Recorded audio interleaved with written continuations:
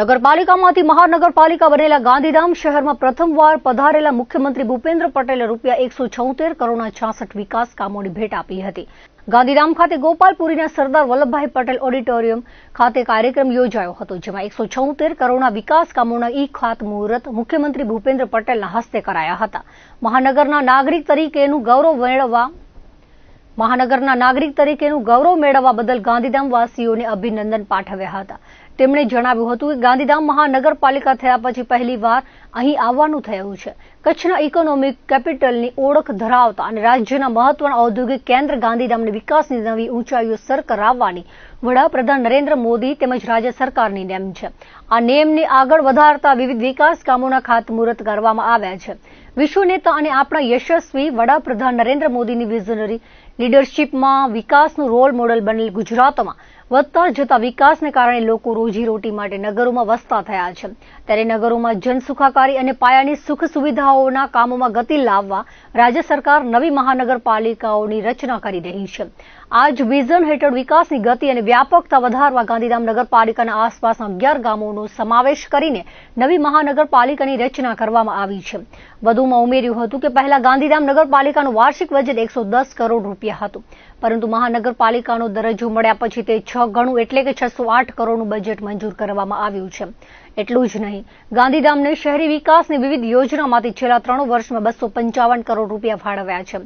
મુખ્યમંત્રીએ ગાંધીધામ મહાનગરપાલિકા દ્વારા ખાતમુહૂર્તમાં સમાવેલ કામોની સરાહના કરી હતી। હોલિસ્ટિક સિટીના વિકાસના વિચારને મૂર્તિમંત કરતા આ કામો સર્વગ્રાહી વિકાસની ઝલક દર્શાવે છે। સમય અનુકૂળ તેમજ નગરની પ્રાથમિક જરૂરિયાતોના કામોમાં આઇકોનિક રોડ, રસ્તા, પાણી, ગટર, ગાર્ડન, તળાવ સહિત જનજનને સ્પર્શતા વિકાસ કામો સાથે મહાનગરપાલિકાએ આધુનિક કામો જેવા કે ફાયર સ્ટેશન તથા મોડર્ન લાયબ્રેરી સહિતના વિકાસ કામોનો પણ સમાવેશ કર્યો છે, જે સર્વગ્રાહી વિકાસ દર્શાવે છે। શહેરોનો વિકાસ કેવો હોય, કેટલા સ્કેલનો અને કઈ સ્પીડનો હોય તે ગુજરાતના નગરોએ દેશને બતાવ્યું છે। પહેલા વિકાસની માત્ર વાતો થતી, પરંતુ વડાપ્રધાન નરેન્દ્ર મોદી વિકાસની રાજનીતિથી વિકાસની ધરાતલ પર ઉતાર્યો છે। વડાપ્રધાનના વિઝન અને વિકાસ થકી વેપાર, ઉદ્યોગ, ધંધા, રોજગાર, વ્યવસાયો, શિક્ષણ, આરોગ્ય દરેક ક્ષેત્રે ગુજરાતે વિકાસની ચરમસીમા લાંઘી છે। વડાપ્રધાન નરેન્દ્ર મોદીએ શહેરીકરણને પડકાર નહીં પરંતુ તક તરીકે સ્વીકારીને વેલ પ્લાન્ડ સિટીઝ ડેવલપમેન્ટ માટેનો માર્ગ દેશને ચીંધ્યો છે। નાના શહેરો માટે મોટી સુવિધા આપતી આ યોજનામાં રાજ્ય સરકારે છેલ્લા 1.5 દાયકામાં 57,000 કરોડથી વધુ રકમનું પ્રાવધાન કર્યું છે। મહાનગરપાલિકાઓમાં કેપેસિટી બિલ્ડિંગ અને એમ્પાવરમેન્ટનું સમયબદ્ધ આયોજન વડાપ્રધાને કરાવી હોલિસ્ટિક સિટી ડેવલપમેન્ટનો સફળ પ્રયોગ આપ્યો છે। રાજ્ય સરકારે તેમના આ વિચારને અનુરૂપ 2025ના આ વર્ષને શહેરોના વેલ પ્લાન ડેવલપમેન્ટથી અર્નિંગ વેલ, લિવિંગ વેલને ચરિતાર્થ કરવા ગુજરાત શહેરી વિકાસ વર્ષ ઉજવી રહ્યું છે। આ માટે શહેરી વિકાસના બજેટમાં ગયા વર્ષ કરતાં 40% વધારો કરીને ₹30,000 કરોડ ફાળવ્યા છે। વડાપ્રધાન નરેન્દ્ર મોદીએ શહેરી વિકાસને એક બેન્ચમાર્ક સુધી પહોંચાડ્યો હોવાનું જણાવ્યું હતું। હવે આપણે ભવિષ્યની જરૂરિયાત પ્રમાણે શહેરનો વિકાસ કરવો છે, તે માટે શહેરોને ગ્રોથ હબ તરીકે વિકસાવવાનું આયોજન છે। સ્થાનિક અર્થતંત્રને વેગ મળે, સ્થાનિક ઉત્પાદન વધે અને રોજગારીનું સર્જન થાય તે માટે રાજ્ય સરકાર રિજનલ વાયબ્રન્ટ કોન્ફરન્સનું આયોજન કરી રહી છે, જેના થકી વધુને વધુ રોકાણ વધશે। જાન્યુઆરીમાં રાજકોટમાં યોજાનારી સૌરાષ્ટ્ર કચ્છની વાયબ્રન્ટ રિજનલ કોન્ફરન્સ કચ્છમાં આવતા મોટા ઉદ્યોગોને અનુરૂપ સ્થાનિક ઉદ્યોગોના વિકાસ અને વધુને વધુ રોકાણ આકર્ષવા મહત્વપૂર્ણ બની રહેશે તેવો આશાવાદ વ્યક્ત કર્યો હતો। મુખ્યમંત્રીએ આ પ્રસંગે 2047 સુધીમાં વિકસિત ભારત અને આત્મનિર્ભર ભારત બનાવવા આજથી જ શહેરોને ભવિષ્યલક્ષી બનાવવાના આયોજન પર ભાર મૂકતા સૌના સાથ, સૌના વિકાસ, સૌના વિશ્વાસ અને સૌના પ્રયાસ દ્વારા સસ્ટેનેબલ સિટીઝના નિર્માણમાં આગળ વધવા અને ગાંધીધામ એમાં લીડ લે તેવો અનુરોધ કર્યો હતો। ઉલ્લેખનીય છે કે નગરપાલિકામાંથી મહાનગરપાલિકા બન્યા બાદ ગાંધીધામ શહેરમાં પ્રથમવાર પધારેલ મુખ્યમંત્રી ભૂપેન્દ્ર પટેલનું શહેરીજનો દ્વારા એરપોર્ટથી ગોપાલપુરી સહિતના વિસ્તારોમાં ઢોલ નગારા સાથે ભાવભર્યું સ્વાગત કરવામાં આવ્યું હતું। મુખ્યમંત્રીના અભિવાદનમાં ગાંધીધામ શહેરના વિવિધ સમાજના નાગરિકો જોડાઈને રાજ્ય સરકારના સર્વસમાવેશી વિકાસની પ્રતિબદ્ધતાને આવકારી હતી। આ પ્રસંગે ઉચ્ચ શિક્ષણ અને ટેકનિકલ રાજ્યમંત્રી ત્રિકમભાઈ છાંગાએ જણાવ્યું હતું કે વિભાજનની વેદનામાંથી ઊભું થયેલું આ ગાંધીધામ નગર આજે આર્થિક અને બંદરીય પ્રવૃત્તિનું ભારતનું મહત્વનું કેન્દ્ર બન્યું છે। સાંસ્કૃતિક, આર્થિક તેમજ સામાજિક ક્ષેત્ર વિકસિત ગાંધીધામના વિકાસને વધુ તેજ ગતિ આપવા માટે રાજ્ય સરકારે મહાનગરપાલિકાનો દરજ્જો આપતા હવે આ શહેરનું આયોજનબદ્ધ વધુ વિકાસ શક્ય બનશે। વડાપ્રધાન કચ્છ પ્રત્યે વિશેષ પ્રેમ ધરાવે છે। અને આ જ પ્રેમના કારણે તેમણે કચ્છનો સાર્વત્રિક વિકાસ કર્યો છે અને આ જ વિઝનને મુખ્યમંત્રી ભૂપેન્દ્ર પટેલ આગળ ધપાવી રહ્યા છે. કચ્છ પ્રત્યે વિશેષ આત્મીય ભાવ સાથે મુખ્યમંત્રીએ કચ્છના વિવિધ નર્મદા, રોડ, રસ્તા તેમજ અનેક ક્ષેત્રોના પ્રશ્નોને હલ કરી કચ્છની વિશેષ ચિંતા સેવી છે. આ કાર્યક્રમ પ્રસંગે સાંસદ વિનોદ ચાવડા, જિલ્લા પંચાયત પ્રમુખ, ગાંધીધામના ધારાસભ્ય, રાપરના ધારાસભ્ય, પૂર્વ વિધાનસભા અધ્યક્ષ, મહાનગરપાલિકા કમિશનર, દીનદયાળ પોર્ટ ચેરમેન તેમજ આગેવાનો સહિત મોટી સંખ્યામાં નગરજનો ઉપસ્થિત રહ્યા હતા. ગાંધીધામ ખાતે મહાનગરપાલિકાના વિવિધ વિકાસલક્ષી કાર્યોના ખાતમુહૂર્ત કાર્યક્રમમાં સહભાગી થવા પધારેલા મુખ્યમંત્રી ભૂપેન્દ્ર પટેલના હસ્તે ગાંધીધામના ઓસ્લો સર્કલ ખાતે બાબા સાહેબ આંબેડકરની પુનઃસ્થાપિત પ્રતિમાનું અનાવરણ કરાયું હતું. મુખ્યમંત્રી ભૂપેન્દ્ર પટેલ દ્વારા ગાંધીધામના ટાગોર રોડ પર નવનિર્મિત flyover બ્રિજનું doctor Baba Saheb Ambedkar bridge નામકરણ કરવામાં આવ્યું હતું. આ સાથે જ ઓસ્લો ખાતે સર્કલ ડેવલપમેન્ટ એન્ડ પાર્કિંગ ફેસિલિટીના વિવિધ કામની તકતીનું અનાવરણ મુખ્યમંત્રી ભૂપેન્દ્ર પટેલ દ્વારા કરવામાં આવ્યું હતું. આ પ્રસંગે મુખ્યમંત્રી ભૂપેન્દ્ર પટેલે ડોક્ટર બાબા સાહેબ આંબેડકરની પ્રતિમાને પુષ્પ અર્પણ કરી નમન કર્યા હતા. ગાંધીધામ કોર્પોરેશન બન્યા બાદ પ્રથમ વખત ગાંધીધામ પધારેલા મુખ્યમંત્રી ભૂપેન્દ્ર પટેલનું આગેવાનો દ્વારા પુષ્પહાર પહેરાવી ભાવભર્યું સ્વાગત કરવામાં આવ્યું હતું. આ પ્રસંગે ઉચ્ચ અને તાંત્રિક શિક્ષણ રાજ્યકક્ષા મંત્રી ત્રિકમભાઈ છાંગા, સાંસદ વિનોદ ચાવડા, જિલ્લા પંચાયતના પ્રમુખ જનકસિંહ જાડેજા, અગ્રણી દેવજીભાઈ વરચંદ, ગાંધીધામ ધારાસભ્ય માલતીબેન મહેશ્વરી, રાપર ધારાસભ્ય વિરેન્દ્રસિંહ જાડેજા સહિત પદાધિકારીઓએ આંબેડકરની પ્રતિમાને નમન કર્યા હતા. આ સમારોહમાં મહિલાઓ, યુવાનો તેમજ મોટી સંખ્યામાં નગરજનો ઉપસ્થિત રહ્યા હતા. ભુજમાં લાલન કોલેજ ગ્રાઉન્ડથી ગુજરાતના મુખ્યમંત્રી ભૂપેન્દ્ર પટેલની ગરિમામય ઉપસ્થિતિમાં ₹503 કરોડથી વધુના 55 જેટલા વિકાસ કાર્યોના લોકાર્પણ અને ખાતમુહૂર્તનો કાર્યક્રમ યોજાયો હતો. મુખ્યમંત્રી ભૂપેન્દ્ર પટેલ દ્વારા ₹498 કરોડના ખર્ચે કામનું ખાતમુહૂર્ત અને 5 કરોડ 79 લાખના ખર્ચે નવનિર્મિત 3 કામોનું લોકાર્પણ કર્યું હતું. કચ્છની ધરા પર પધારેલા મુખ્યમંત્રી ભૂપેન્દ્ર પટેલે દેશના યશસ્વી વડાપ્રધાન નરેન્દ્ર મોદીની પ્રેરણાથી કચ્છીમાળુઓના જીવનમાં આવેલા પરિવર્તન અંગે કહ્યું હતું. તેમણે જણાવ્યું હતું કે કચ્છીમાળુઓના ખમીર અને પુરુષાર્થથી વિકાસના નવા ચમત્કારો જિલ્લામાં સર્જાયા છે. વડાપ્રધાનના વિઝનથી કચ્છ સૌથી વધુ ઝડપથી વિકાસ સાધતો જિલ્લો બન્યો છે. વિનાશક ભૂકંપ બાદ વડાપ્રધાનના વિકાસના વિઝનથી તેમજ કચ્છના નાગરિકોના સહકારથી આજે જિલ્લામાં ઉદ્યોગ, ધંધા, રોજગાર અને પ્રવાસનનો તેજ ગતિએ વિકાસ થયો છે.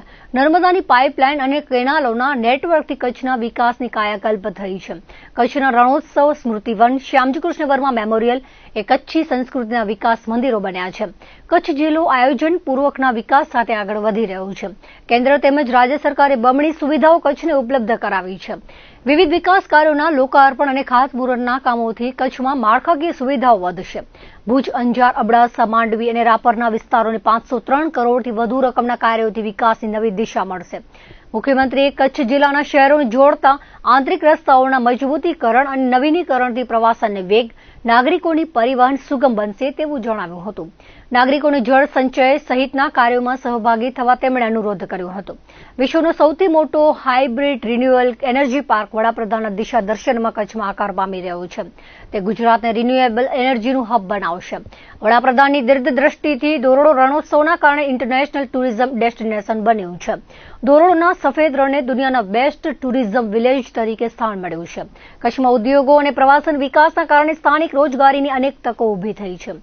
રાજ્યના સર્વાંગી વિકાસ માટે સરકાર પ્રતિબદ્ધ છે.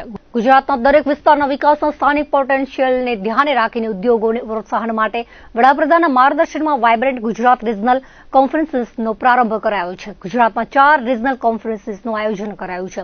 આગામી જાન્યુઆરીમાં સૌરાષ્ટ્ર કચ્છ પ્રદેશની રિજનલ કોન્ફરન્સ રાજકોટમાં યોજાશે અને તેના કારણે કચ્છને ઔદ્યોગિક રોકાણને નવું બળ મળશે.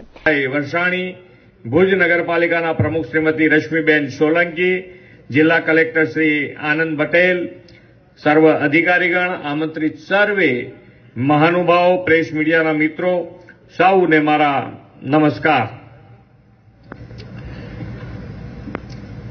વિશ્વ નેતા અને યશસ્વી વડાપ્રધાન શ્રી નરેન્દ્રભાઈ મોદીની પ્રેરણાથી કચ્છ માંડુઓએ પોતાના ખમીર અને પુરુષાર્થથી વિકાસના નિત નવા ચમત્કાર સર્જ્યા છે.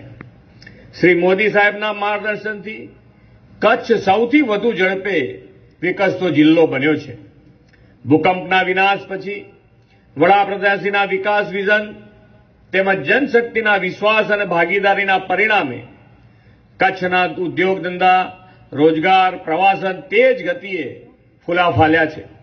નર્મદાની પાઇપલાઇન અને કેનાલોના નેટવર્કથી નર્મદાનું પાણી આ વેરાન પ્રદેશ સુધી પહોંચાડીને કચ્છના આર્થિક વિકાસના કાયાકલ્પને દસ્તાવેજ રચ્યો છે.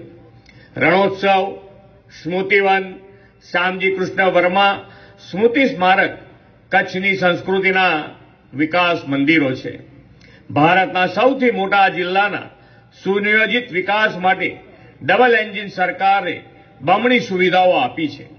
આ વર્ષે નવી મહાનગરપાલિકાની રચના કરી, તેમાં કચ્છના ગાંધીધામનો પણ સમાવેશ કર્યો છે.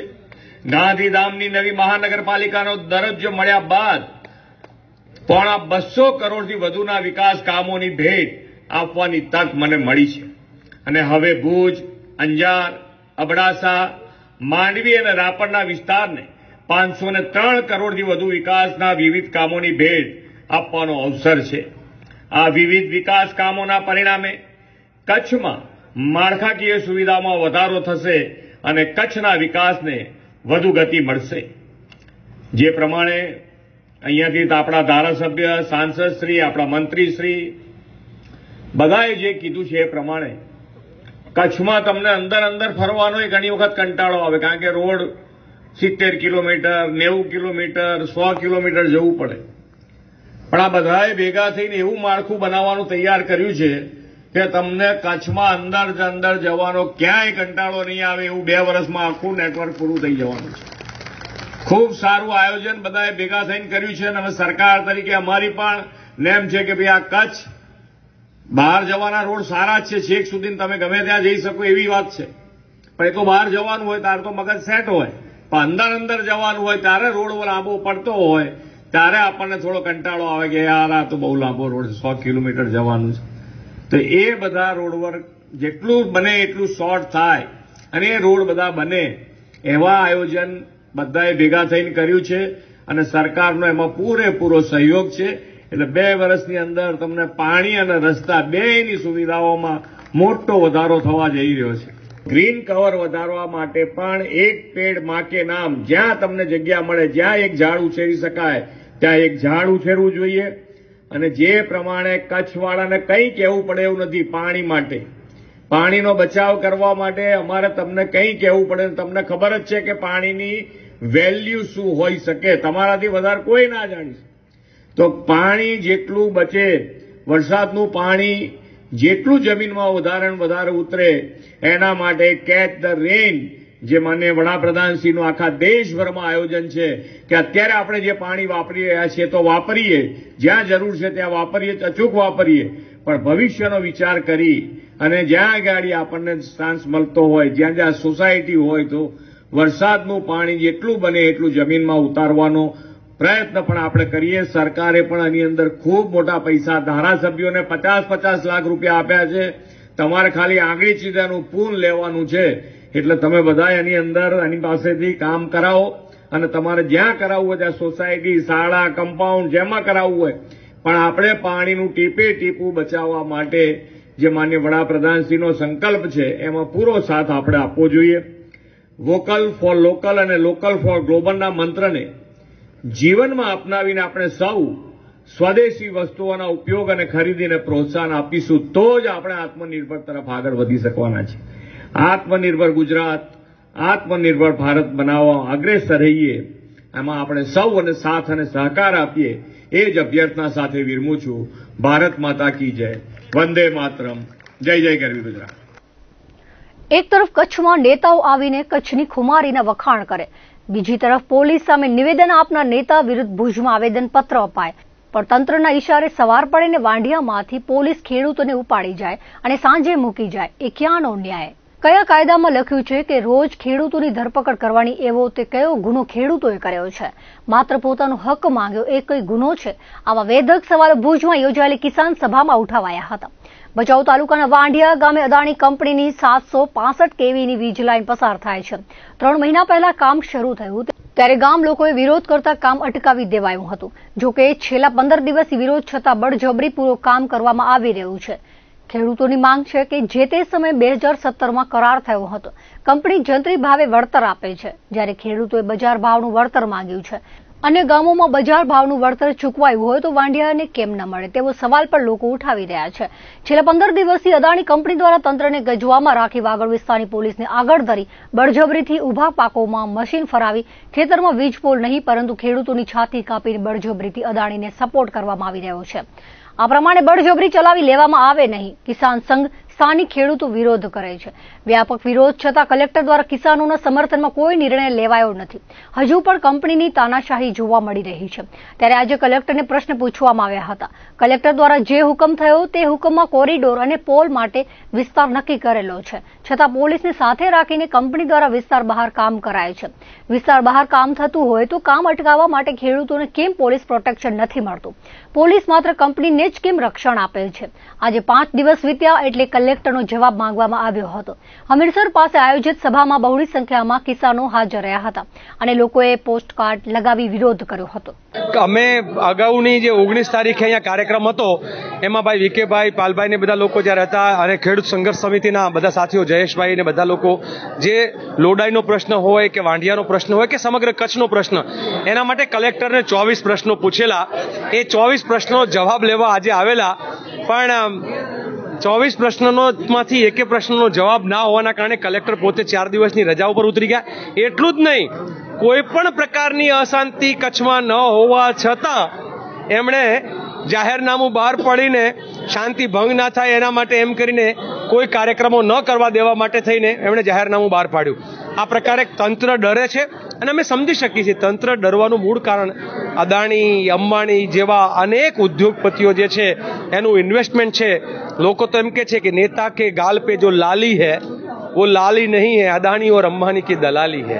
એટલે આવી દલાલી ખાતા લોકો જે છે એના કયાગરા અધિકારીઓ અહીંયા છે એની પાસે કોઈ જવાબ નથી. આજે નક્કી કર્યું કે આ લડાઈ જારી રહેશે.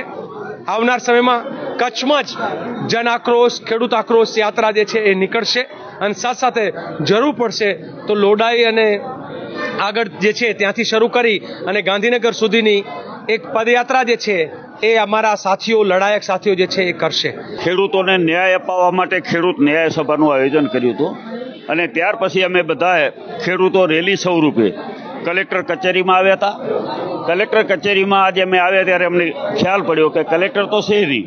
અમે જ્યારે 19 તારીખના ગુજરાત ખેડૂત સંઘર્ષ સમિતિ જેમના અમે આગેવાનો હતા, જયેશભાઈ પટેલ સાહેબ, ડાયાભાઈ, પાલભાઈ અને બીજા ઘણા મિત્રો, ત્યારે અમે કલેક્ટરને મળ્યા હતા. ત્યારે પણ કલેક્ટરને અનેક અમારે સવાલો કર્યા હતા. કોઈ સવાલનો જવાબ એમની પાસે હતો નહીં. ત્યારે અમે એમને કહીને ગયા હતા 5 દિવસ પછી અમે તમારી પાસે આવવાના છીએ, અમને જવાબ આપજો કે તમે કયા અધિકાર, કયા કાયદાની રૂએ તમે આ બધી કાર્યવાહી કરો છો, પોલીસ બંદોબસ્ત કઈ રીતે આટલો બધો આપો છો અને નિયમ મુજબનું વળતર શા માટે નથી ચૂકવું જે કાયદાની જોગવાઈ મુજબ છે. આનો કોઈ જવાબ એમની પાસે નહોતો. આજે જ્યારે એમને ખ્યાલ પડી કે 24 તારીખના અમે કહીને ગયા હતા, તારીખ આપીને ગયા હતા કે આ તારીખના અમે આવવાના છે, તો આજે રજા મૂકીને જતા રહ્યા છે. ત્યારે એમના પ્રતિનિધિ તરીકે ત્યાં રેસિડેન્ટ શ્રી કલેક્ટર હતા, એમને અમે કીધું કે ખેડૂતોને તમે સાંભળો, ખેડૂતોની જે વાત છે, કારણ કે તમે જો સાંભળશો તો જ એનું કંઈક નિરાકરણ માટેના આગળના પ્રયાસો થશે. પણ એ સાંભળવા જ કોઈ તૈયાર નહોતા. એ તો એવું કે તમે આવેદનપત્ર આપી જાઓ. અમે આવેદનપત્ર આપી એટલે એ પસ્તીમાં ફેંકી દેશે. કોઈ આવેદનપત્રનો મતલબ નહોતો. મતલબ અમારે એ હતો કે જે તમારા જે અમારા સવાલો હતો એના જવાબ લેવાના, પણ એમની પાસે કોઈ જવાબ હતો નહીં. એટલે અમે નક્કી કર્યું કે અમારે કોઈ આવેદનપત્ર આપવું નથી, અમારે મૂળ સુધી જવાનું છે. ખેડૂતોને જ્યારે ન્યાય અપાવવાની વાત છે ત્યારે ખરેખર જે સમસ્યાઓ છે, જે પ્રશ્નો છે એના માટેના એને જવાબો આપવા જોઈએ. દર્શક મિત્રો, હતા અત્યાર સુધીના કચ્છ ઉદય ટીવી સમાચાર. ફરી મળીશું નવા સમાચારો સાથે, નવી અપડેટ સાથે. ત્યાં સુધી મને રજા આપશો. નમસ્કાર.